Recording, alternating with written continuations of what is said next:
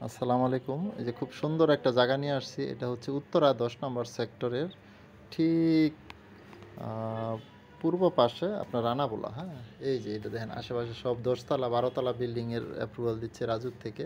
জমিটা হচ্ছে এই যে এটা, হ্যাঁ? এই যে ডান পাশে আমি দেখায় দিচ্ছি। এই যে পাশেই ৩ তলা বিল্ডিং। এখানে এই যে বৃষ্টির পানি জমে রয়েছে। এটা হচ্ছে ইয়াটা সীমানাটা। এখান থেকে ওই যে সোজা দেখা যাচ্ছে। এখানে আগে বাড়ি ছিল। ওই বাড়ির টিনগুলা খুলে ফেলছে। এই কারণে ওই যে ওই কর্নারটা, হ্যাঁ? কলা গাছগুলা দেখা যাচ্ছে। টিনের বেড়া ওটা কিন্তু চারদিক দিয়ে বাউন্ডারি দেওয়া নিচু করে। ঠিক আছে? ওই টিন শেডটা।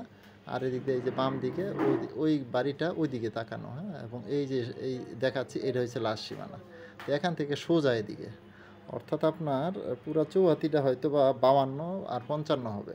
একেবারে square size ৫২ foot by ৫৫ feet, হ্যাঁ? এ থেকে হয়তো ১ ফুট এদিক সেদিক হবে। এই হচ্ছে জায়গাটা। এবং আশেপাশের পরিবেশটা দেন এত সুন্দর, হ্যাঁ? এটা কিন্তু বৃষ্টির পানি জমে আছে, হ্যাঁ? এই যে পুরা পড়ন্ত বিকেল, যেই কারণে একটা সূর্যের প্রখর মানে পশ্চিম দিকে তাপটা লাগতেছে সূর্যের। এবং আমি যদি আশেপাশে পরিবেশটা দেখাই, হ্যাঁ, খুব সুন্দর এবং সবই মানে আশেপাশে অনেক বিল্ডিং হচ্ছে, হ্যাঁ, রানাবোলাতে।